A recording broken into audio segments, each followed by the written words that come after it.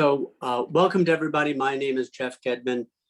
I'm with and representing American Purpose, and also on behalf of Michelle High, our managing editor, co-founder Frank Fukuyama, who's chair of our editorial board, and a number of other friends, too many to mention by name, but I see Patrick Chamarel, and I see Wolfgang Protzig, I see Bill Kristol, and Kristol and Sid Lipset, David Lowe. Hi, David Lowe.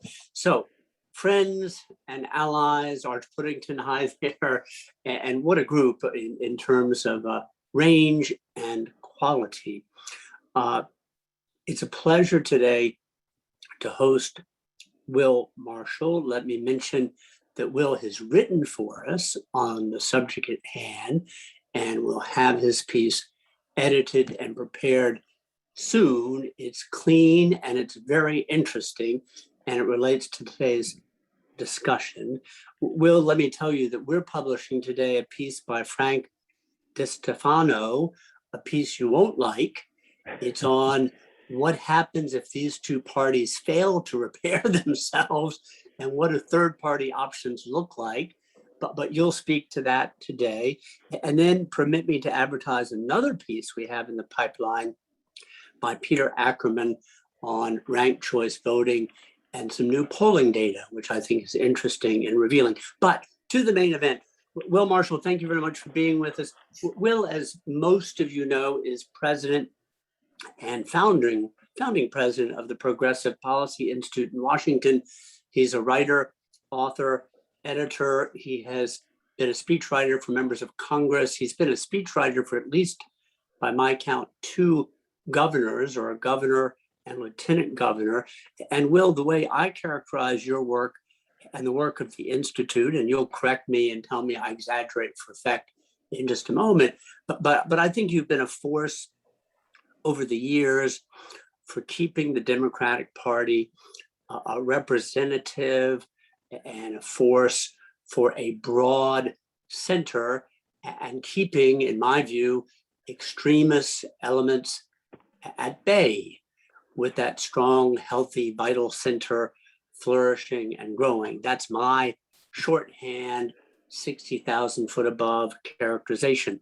Will, as you and I agreed, we'll start with me asking you a handful of questions about the state of play in the Democratic Party and your hopes and your concerns at this moment going forward. I will be very brief. This will be 12, 13, 14 minutes, just as a kind of a warm-up band, if you will, because really we want to open up the gallery very soon to get so many quality voices into the conversation. Will, welcome. And let me start in the following way.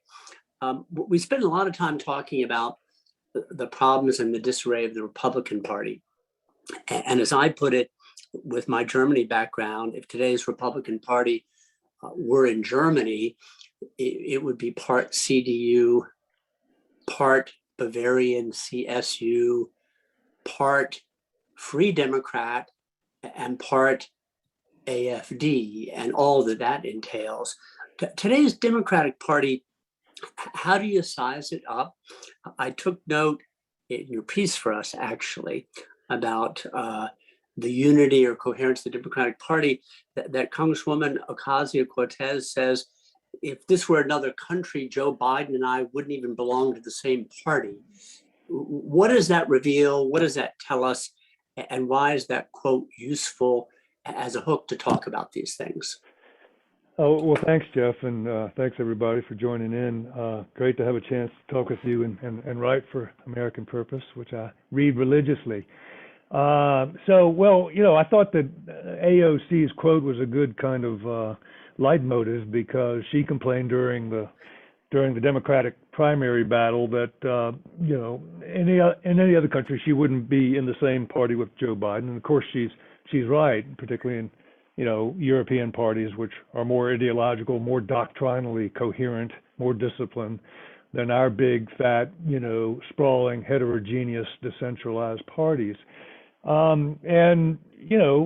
That is true, but now she has another argument, which is that the Democrats should be more like her, which I took exception to, because if we were, then we would lose our majority, which is very slender, and be unable to provide, the governance that I think this country needs now, with one of the two major parties, and we never have more than two, having checked out, or gone on walkabout into the wilderness. That's the Republicans. They are not fit to govern this country now, and so if Democrats can't hold it together, and if we succumb to our sectarian furies, we won't be able to do it either.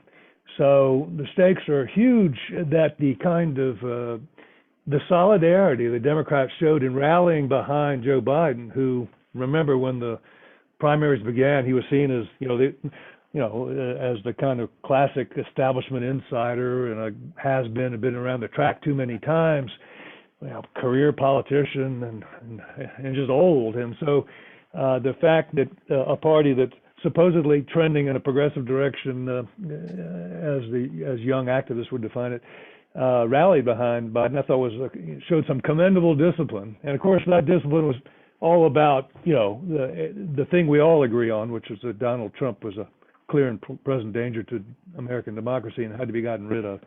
So it just got me to thinking about how important it is that Democrats don't go the same way. There's some forces in our party that would like us to become more of a narrowly sectarian, a more ideological party, get away from this, this frustratingly broad church coalition that we are now. So that's what kind of triggered that piece.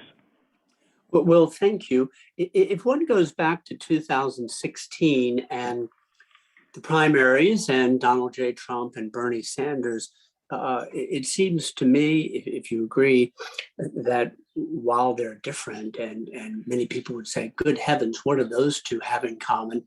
They were both the anti-establishment candidates, and they were the anti-status quo candidates in different and in some ways similar ways too. Could you tell us a little bit about Bernieism on the left broadly? How important is the person and figure of the President Joe Biden in keeping this party together and keeping, well, I don't know what you want to call them. Anti-establishment is not always a bad thing, but let's say elements on the left that are inclined to tear things apart rather than join and build things up. Well, look, the Democratic Party's success now is entirely dependent on Joe Biden's success. If he fails, then we're all in deep trouble, and that will probably let loose the left in a way that is going to be damaging to the party, have a real sectarian Donnybrook. So I think everybody sort of feels that way, and that's why most Democrats are on good behavior, including Bernie Sanders, actually trying to be a constructive force. But the striking thing really is that the last several election cycles have put the lie to the myth of the progressive ascendancy. And Bernie really underperformed in 2020. People thought he was the front runner based on having coming very close to denying the nomination to Hillary Clinton in 2016. But he failed. He ran an explicit sort of class warfare kind of throwback socialist kind of campaign, and he did not win over the working class voters in the Democratic Party. He only won over young white liberals and, frankly, independents. Joe Biden massively won self-described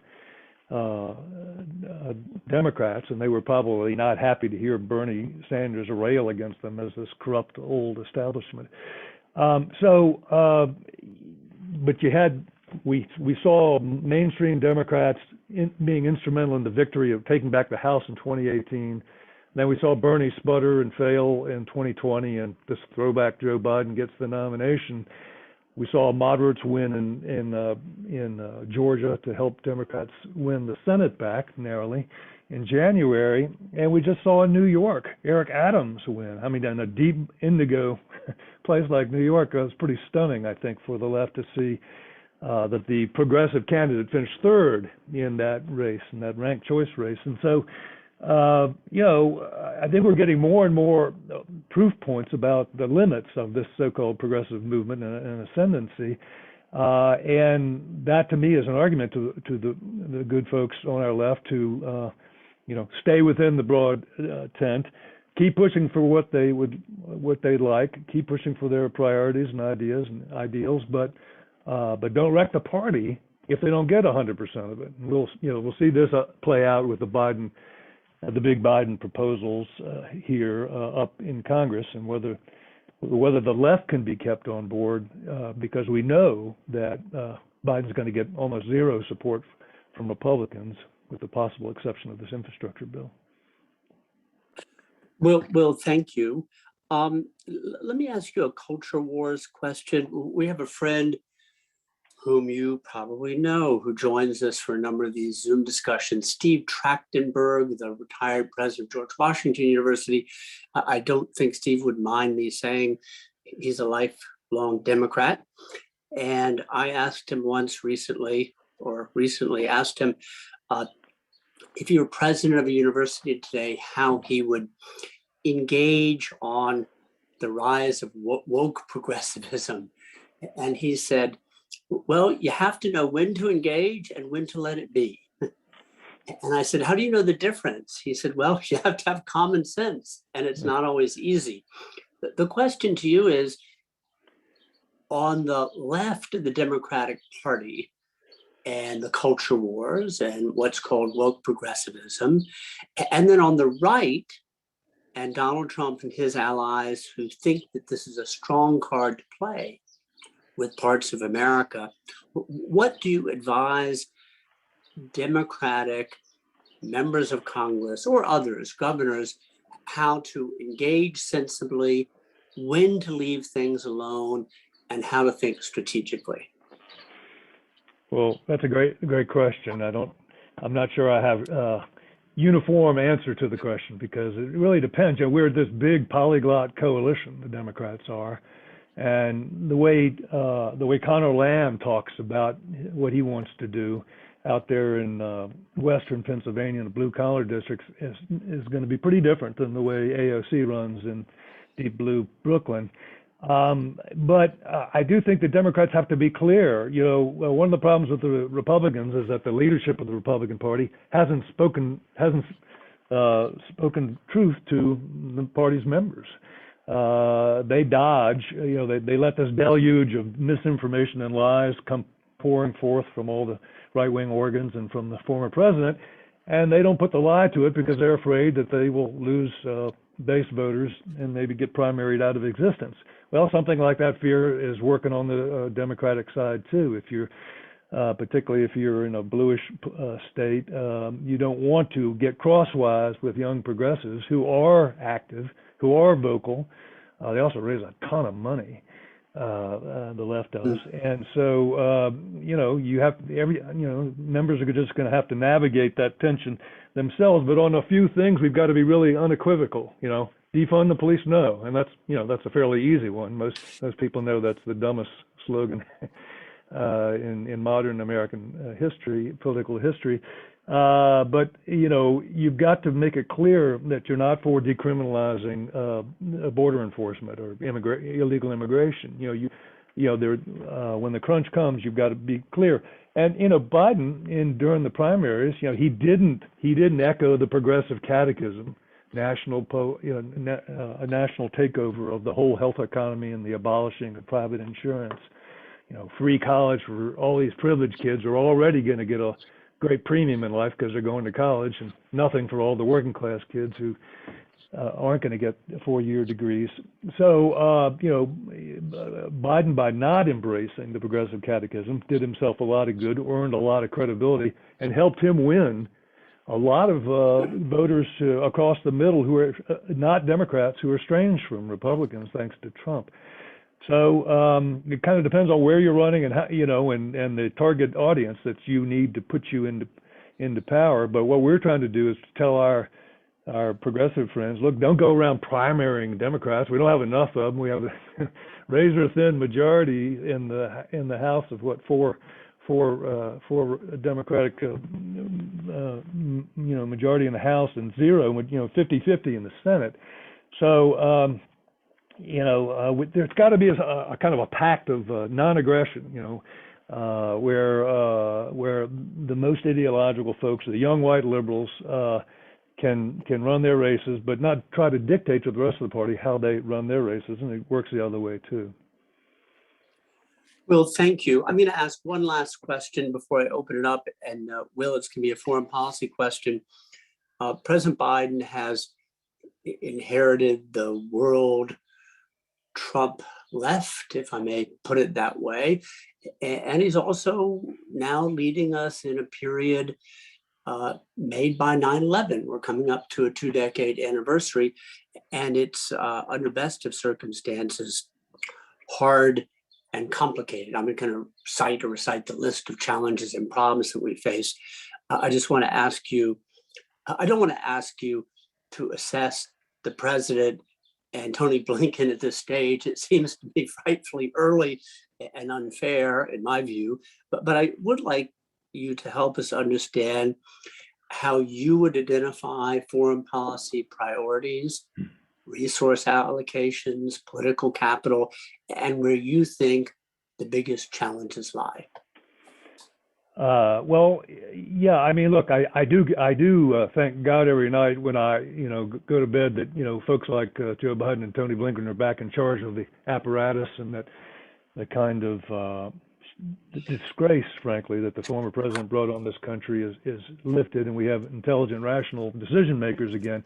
But they're just beginning to, sink their teeth into the job of rebuilding American credibility around the world.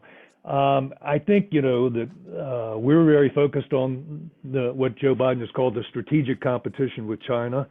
I think that's right. It's a good thing to sort of benchmark your policies around, your policies for technology, your economic policies, competitiveness policies, trade, global competition. And at the same time, Biden has prioritized, obviously, rebuilding relationships within the Democratic community was absolutely fundamental to our security and prosperity, and ability to get the kind of leverage we need to negotiate China's, more challenging behavior. So, we're not going back to any status quo ante before Trump, I don't think. And there's a lot of room for creatively reimagining America's global mission and leadership. That's going to have to happen because Americans, want a more discriminant kind of engagement, maybe more limited, cheaper, lower risk. And Biden, who's been a kind of a more traditional, conventional, and liberal interventionist in the past, is going to have to deal with that reality. But I think his instincts so far have been really sound, and we're generally supportive of the broad directions. We'd be a little more. We're outliers, maybe in the party. We're strongly pro-trade. Would love to see the U.S. get back into the Trans-Pacific Partnership as a countervailing measure to China's growing economic strength in the Pacific.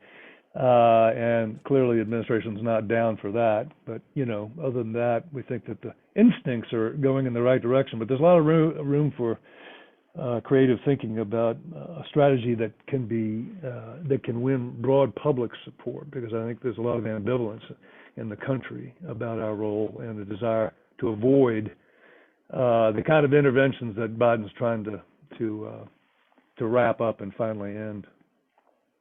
Will, thank you very much. So we're 20 minutes into the hour. We have a lot of material to work with.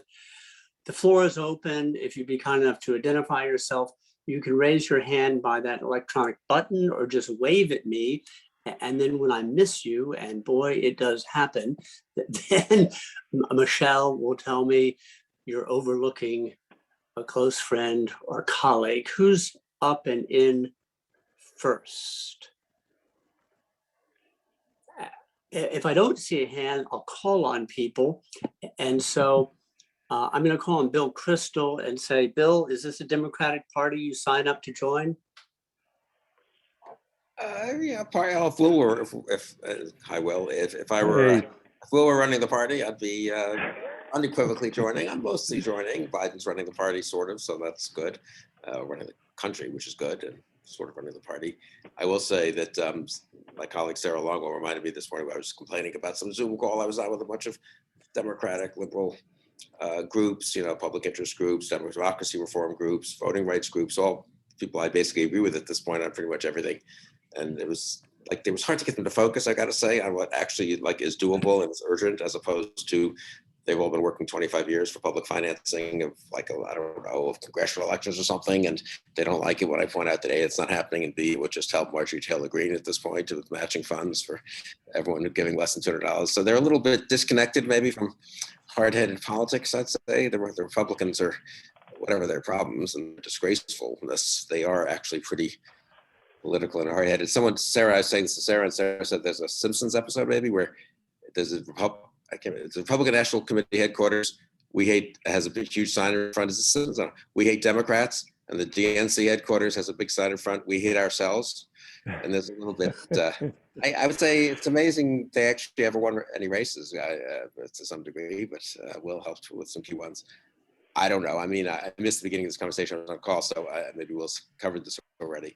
I mean, do we agree that the true balance of power in the party is less on the progressive side than the media thinks? I mean, I don't know if we'll adjust this already, that somehow AOC wins one primary, and it was interesting in New York. They win in Brooklyn and in New York, and everyone thinks they're winning everything, and they don't win most of the primaries, including the presidential one.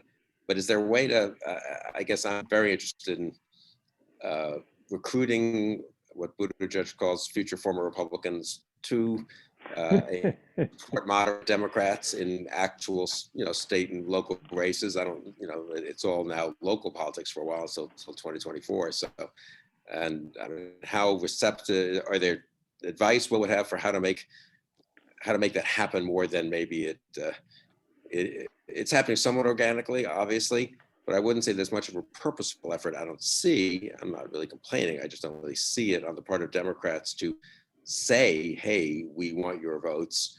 And conversely, I've been struck how hard it is, I'll just end with this, in this era of partisanship and, affective polarization and stuff.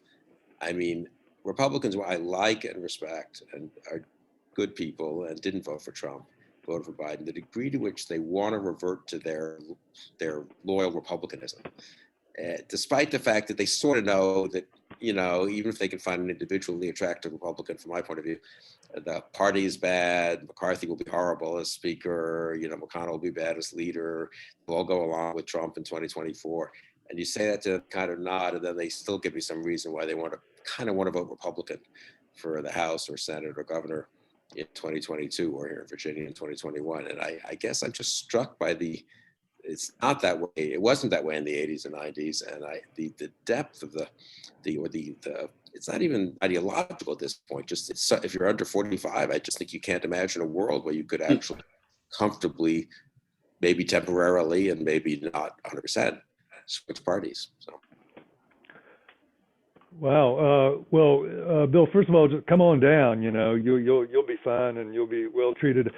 Bill and I used to do a Beyond Left and Right act about 30 years ago. Which brought together thinkers in the center ground from both parties, and we were always shocked by how much we agreed on, and there was a kind of an interesting competition between the two parties to co-opt some of the intellectual energy that spilled over the partisan boundary. But there's no hope now. I'm telling you, I don't know, but I don't know what happens to the Republicans. But for now, they're it's a mass capitulation to unreason and extremism. I don't know what happens to thinking Republicans, where they go. We'd love to have you. But obviously, you have to be careful about who we are in that context. Look, I mean, one thing that I admire about sort of the moderate Republicans or non-Trumpian Republicans is that you all have been thinking about the working class estrangement. And this is the biggest problem facing the Democratic Party. One of the reasons we don't have a progressive, ascendancy, as AOC would like to see it, or Bernie, is that we've not only lost the white working class, which not so long ago was the mainstay of the old Democratic Party coalition. But we're now seeing defections from the minority working class. Trump made some striking inroads with Latino working class voters and less stunning, more marginal gains with black non-college voters. But it tells you something. I mean, the working class is not hearing anything in the Democratic Party that is compelling to them. And we keep trying to speak to them by ratcheting up the economic populism and the class warfare themes that Bernie loves, and it's a mismatch because these voters are not, thinking all about economics. They're not material voters. They're thinking along the socio-cultural axis, which has become the new axis of debate in American politics, and it helps to divide people in terms of party allegiance. So we need help in our party from people who are thinking about ways that don't pander to those voters, but that can help to quell this kind of spirit of resentment that Bill Galston wrote beautifully about, Jeff, in The American Purpose recently, the bitter heartland, to quell that kind of resentful and vengeful spirit that we see on the Republican side and frankly, among the white working class voters who think that they've been done dirty by the kind of elites that they think are driving the Democratic Party. Thank you, Will. Thank you, Bill. Let me call on Arvin Bal. And I know who you are, Arvin, and you're writing for us, but identify yourself, please. You're muted. Hi. There we go. I'm Arvin Bal. So I actually have a piece coming out soon, sort of on the other side, how to, rebuild the GOP in a more productive direction. And Will, I've really been a big fan of yours. I mean, for most of my life, I've been kind of a DLC, blue dog Democrat until recently.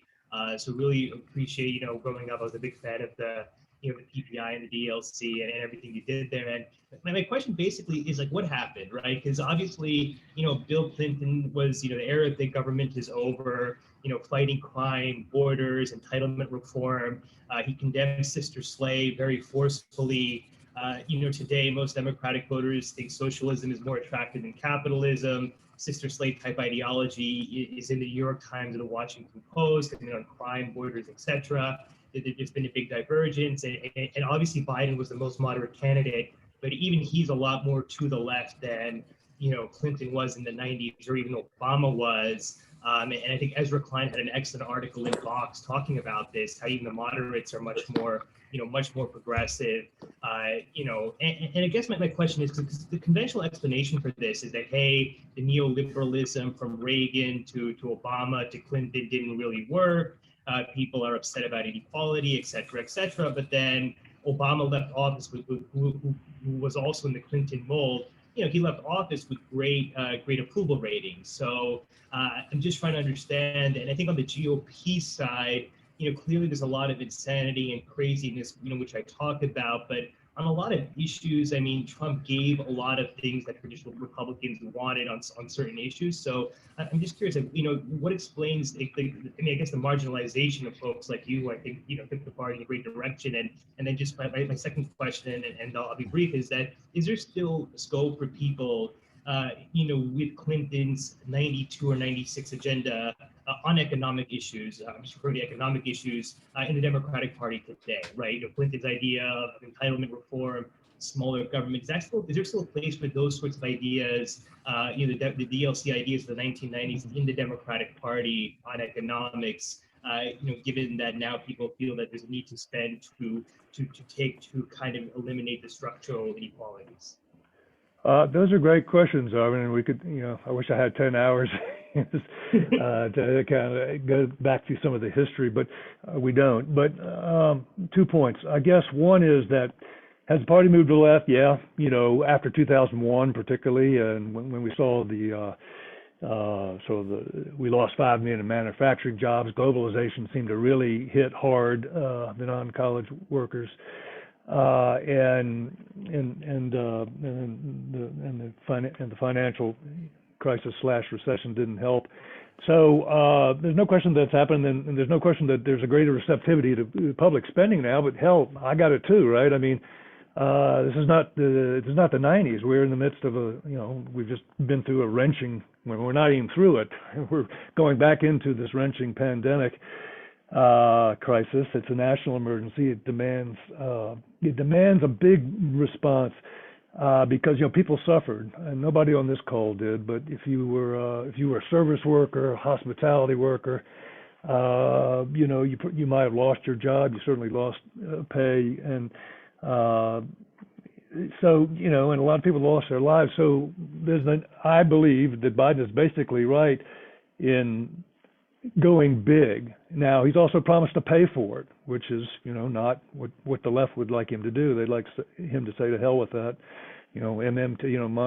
Magic monetary theory applies, and we don't have to pay for it. That's not Biden's position. So I don't think he's just succumbed to a kind of big spending logic by itself. It's an emergency response. Secondly, on the marginalization, well, the problem is for the left is that they never win elections. As I said, Eric Adams just won the Democratic primary in New York. Even you don't even have to look at the swing districts and swing states to see, that really the kind of candidates that the AOC and the social justice wing of the party would like to see run can't win there. So I think some learning has gone on, and I feel much less marginalized than I did, say, 3 or 4 years ago. Arvin, I feel like there's a gathering of strength on the center ground in the party, but I don't want to overstate that, and maybe that's wishful thinking given where I sit. But I don't, we're growing, and it must mean something. But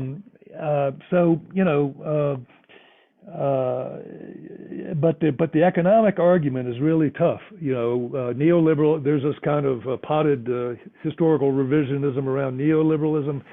I was struck by how much of the 2020 presidential campaign was devoted to criticism of Obama and Clinton, as if they were like liabilities for the party. Both popular two-term presidents who more or less succeeded. I would argue Clinton more than Obama. But the point is, how many hours were spent on the 1994 crime bill? So we're litigating with the left, the past a little bit. That's still going on. But I think that across the party, it's a dawning realization that we're not speaking to the economic or cultural interests of working Americans, and that the young white progressive activists who claim to be driving the party bus can't come within a country mile of being a majority in the country. Strong liberals are about 19% of the of the national electorate. Obviously, they're a bigger percentage of the party. So, left-wing analysts like David Shore keep telling us, don't polarize around ideology, around liberal ideology, Democrats. If you do that, you're going to lose. It's a minority position in the electorate at large. And I think there's a learning going on with the left. But again, that could be wishful thinking as well. And it all kind of depends on Biden succeeding. If he doesn't succeed, then I do think that the Donnybrook is on. The long knives are going to come out. Will, thank you. And Arvin, thank you. Peter Skerry, I'm going to call on you in a moment. If you just bear with me patiently just for a minute or two. I wanted to turn to Artiom Hildebrandt, if you can hear me, Artiom, who is a relatively new member of our community, a 31-year-old gentleman from Berlin. And Artiom, if you would introduce yourself in a moment, but I'm going to ask you a question. It's good that you join us today.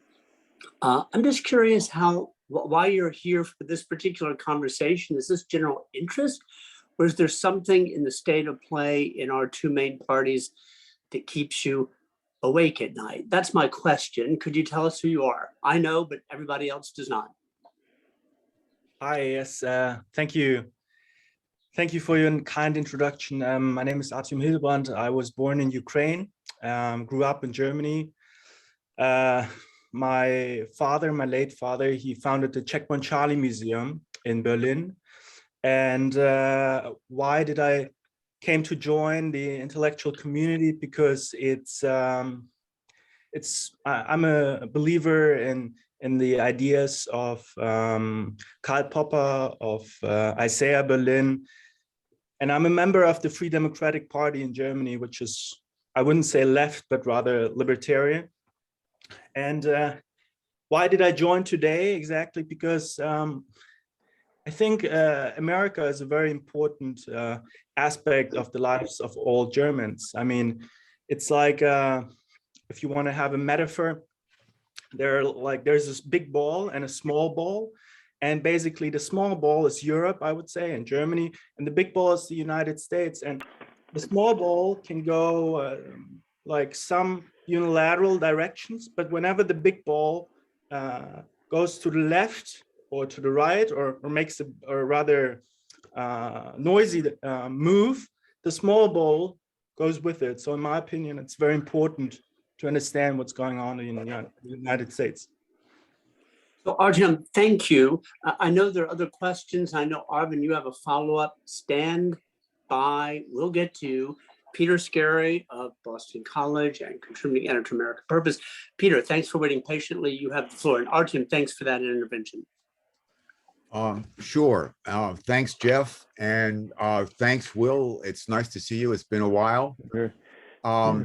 And I'd like to pick up on Will's point that he's made a couple of times now about cultural issues and the role they've played in sustaining the Republicans and disaffection of lots of working lower middle class people from the Democrats. I'm struck that I don't think I've heard anyone, including Will, I might be wrong, but I haven't heard much discussion of what those cultural issues are or how they are to be dealt with by Democrats or people who are outraged by what's been going on in the Republican Party. So I guess that's my question to Will. I could elaborate, but I think I'll just leave it at that. Yeah, Peter, thanks. Good to see you. It's a great question. But you know, I'm of the school. You know, there's a great debate raging among Democrats. You got George Packer out there, and I love George. He's a great writer, but he's got I think, very flawed piece out that says that the great schism in American politics, that it helps explain today's fierce tribalism and deep enmities, is the growth of economic inequality. I think that's part of the picture, but I don't think it's the driver. I think the driver is cultural dislocation, social and cultural dislocation of white working class primarily. Yeah, I think that's the motive force. I don't know if you've all, I'll get to your question in a second, but I just do want to plug this interesting study by, since you're folks who might be willing to plow through 300 pages of it, interesting new study by Thomas Piketty, you know, called Brahmin Left versus the Merchant Right. And, you know, the Democrats are migrating up the income scale, right? And the progressives who claim to be the wave of the future of the party are all highly educated young white professionals who are both, you know, social democratic at best, if not democratic socialists on economics, and very woke on most of the social and cultural issues. You know, it used to be obviously that the left parties were connected to lower income and lower educated voters. Now the Democrats get the highly educated, and the Republicans get the high earners. So it's just you know, the whole axis is different now. The whole axis of political competition. But in any event, to get to your question, you know, look, you know, Democrats are vulnerable, and the Republicans know it, and it's just on the issues that you hear them pounding on Democrats about. They would love to identify us with the defund the policers, and Eric Adams was really full of disdain for the kind of positions that young progressives were pushing on Democrats in New York, and running explicitly against them. You know, he wanted more police, more safety and protection for, you know, for minority neighborhoods, for everybody in New York. So clearly crime is an issue. Immigration is a very hot issue, and frankly, Biden is not well positioned. I'll say this, he seems a little ambivalent on the question on how to deal with it, and that's kind of obvious to people, and he's getting a hard time for it, and I don't see it getting better quickly. And the solution is not to go past, comprehensive immigration reform as it was defined in 2013, 14.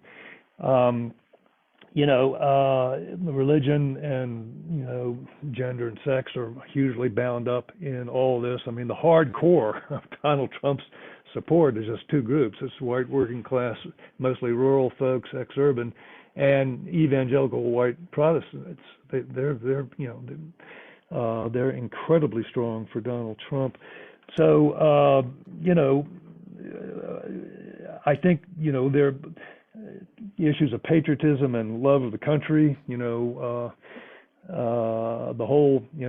the whole right-wing obsession with critical race theory, touches on a nerve, and that nerve is what is seen as disrespect for the nation's founding ideals and traditions on some parts of the left, and a kind of cynical view of America's role in the world and uses of its power.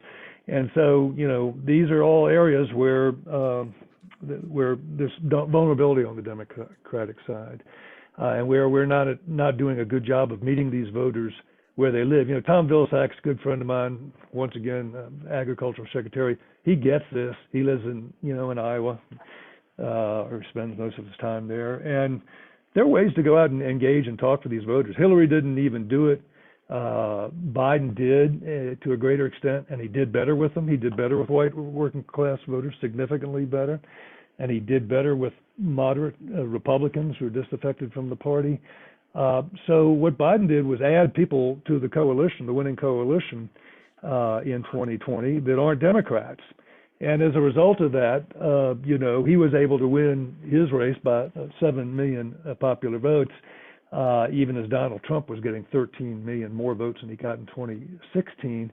And even as Democrats were losing, 13 or 14 seats in the House. I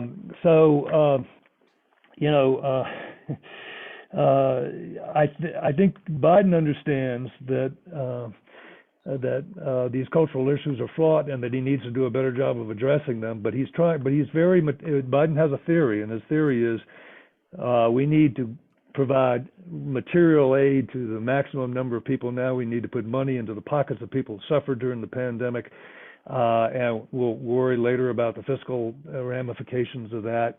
And we'll strike a blow for equality by getting the money for it all off the backs of corporations and people who make more than $400,000.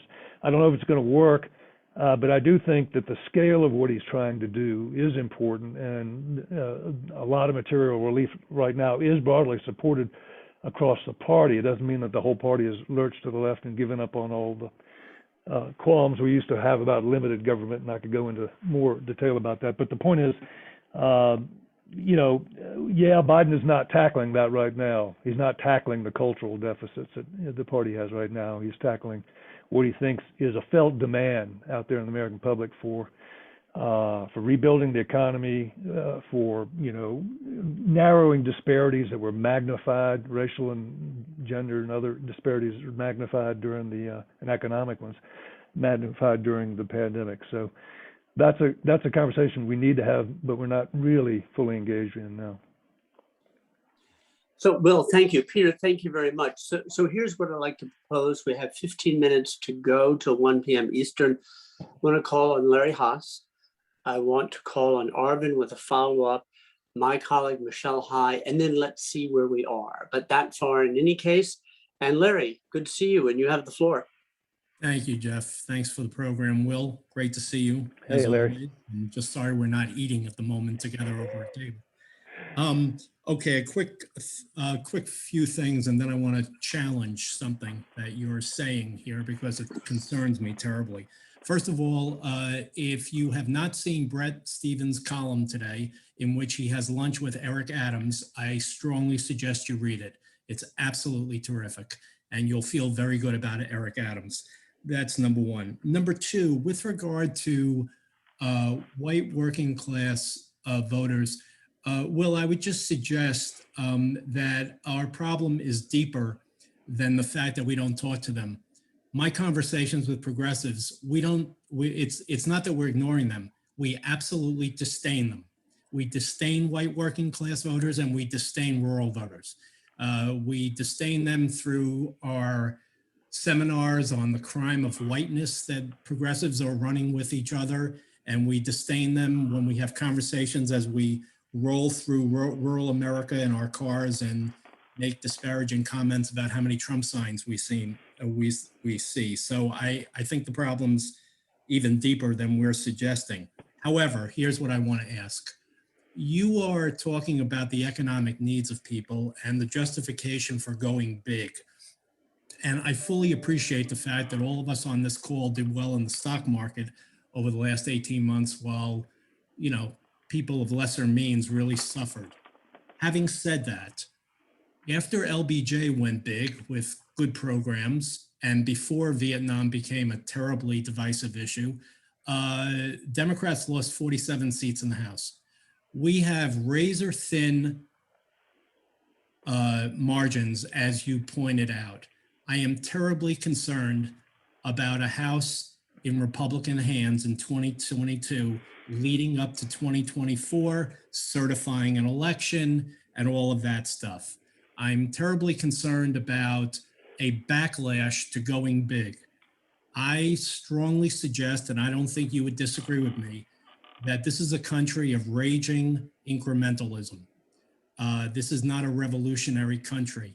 Do you not have any pause over the fact that the Democratic Party wants to go big and what the blowback could be after we don't get these tax increases, after we go big and either get a big program that worries people, or we don't get a big program and that worries people? So I just want to posit that, and I'd really be curious as to your thoughts about that, because it concerns me terribly when I think about 2022 and 2024. Yeah, well, it's a perfectly reasonable concern. It's a good question. Yeah, I worry about it. But I think I'm judging the temper of the public. It's nothing like the '90s. There are deep currents of discontent, seething discontent in this country across the polity, Donald Trump he tapped into some of them, and so I think that Tony Blair is still a good friend and still I think a brilliant thinker about all these things, said recently that look, people want a big change. They don't want incrementalism. That's not where we are now. There are too many things that there are too many dysfunctional systems or too many dysfunctional policies. People think we need to go big, and he says the problem is that the radical progressives aren't sensible, and the sensible progressives aren't radical. And I agree with that. PPI's slogan, I think it's behind me, radically pragmatic. We got to go bigger. We got to show we can deliver. Democracy can deliver. Larry, you're a you're somebody who cares about the fate of liberal democracy, besieged by populist demagogues all over the world. Democracy's got to deliver. And that's why I wrote this piece, which is one of these parties. We have one party that's moored on Fantasy Island. We have to have one reality-based party that is listening to and responding to public demands for change, for help, for more justice, for more equality. I think that's part of it. I think that's what Biden's doing. And I don't think that demand is for incrementalism right now. It's just not the way I read it. And Biden, Biden is, again, he wants to pay for it, but I'm with you. They're not going to find a way to do it on the basis that he's, just on taxing the rich. So it'll probably all be shrunk. His plans will probably be, as usually happens, pared down. And then the question will be, will the left jump ship? Because, he made too many compromises. He went bipartisan, he actually listened. But when you said we disdain folks, I just want to be careful about who we is. Democrats are a big, wide party, and people don't get that sense, that assault on their dignity from Joe Biden. Do they get it from the left? Yeah, but do they, and from the, from the avatars of, critical race theory and white fragility and all that, yeah, but they don't get that from Joe Biden, and that's his special secret sauce. That's his special strength right now, and we need to keep faith with the voters he won in that last election, and not try to govern in a narrowly sectarian way. Probably couldn't do it anyway, just because the margins aren't there. So thank you, Larry, and Will, thank you very much. Thanks, Fritz Heinzen, for putting Bret Stephens' column in chat. If you haven't seen it, there it is. So here's what we'll do. We'll take Arvin and Michelle together and give you, Will, a chance to reply as we bundle those two. Arvin, you have the floor.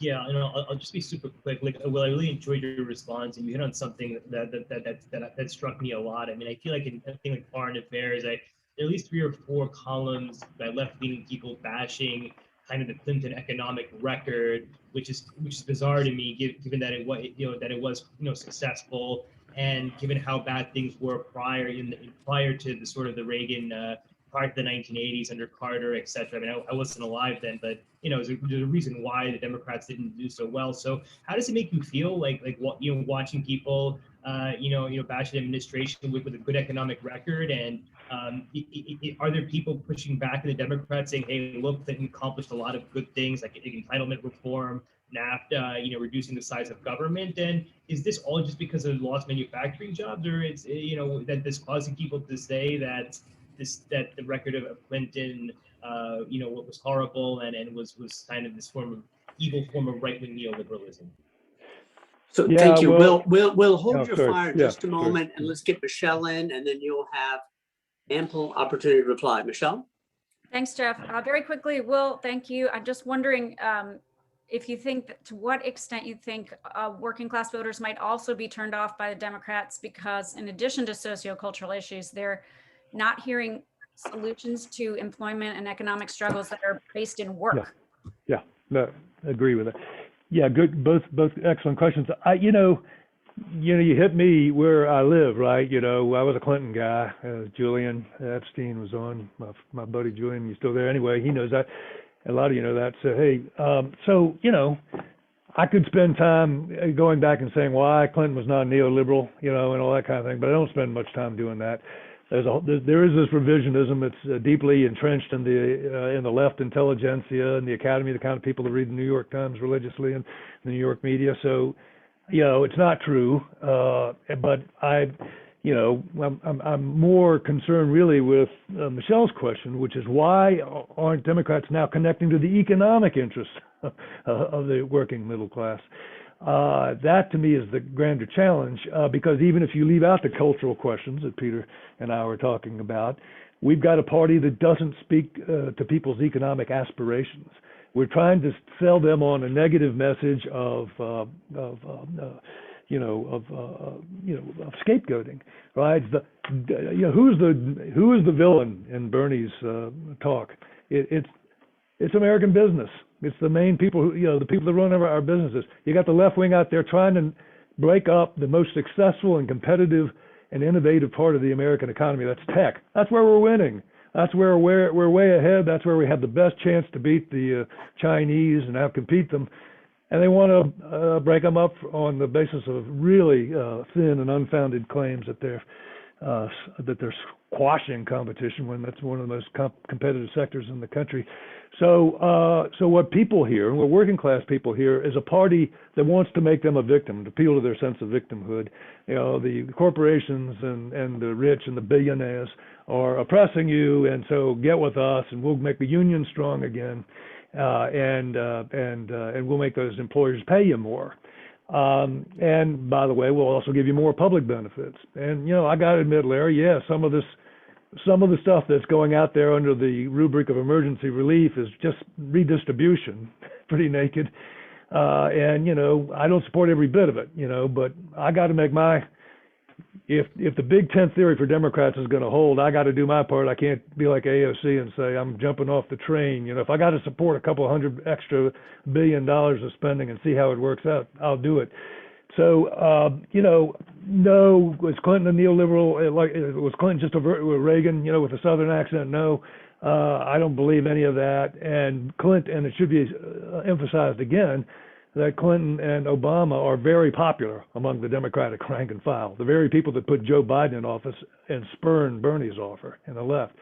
So, you know, but I'm not going to spend a lot of time debating ancient history because we got the bigger challenge now of figuring out how to quell this white working class revolt, which is at the root of the Republican Party's problems, but it's a big threat to our democracy. We have a president, an ex-president, who is engaged in an overt coup attempt against an elected president, and his own party won't speak up against it. So the stakes are pretty high here. Democrats have got to hold their broad, heterogeneous, polyglot coalition together and govern effectively, deliver for average people. And if they can do that, we've got a chance to ride out this period of rage and cement the gains that we're beginning to make across America's center ground. Hey, Will, we're almost out of time. I'm going to ask one last quick question. You touched in passing on the controversy and challenge of big tech. You have an institute, you have a team, you have researchers, you have people, I think, who track, analyze, and write about these things, including antitrust. Anything you want to recommend to us? Yeah, well, we've done a lot of great work on antitrust going back for a couple of years now. Alex Stapp here on our Innovation Frontier project is really looking at this. And in fact, we're looking at all the quantum computing, the 5G applications that lead to the Internet of Everything.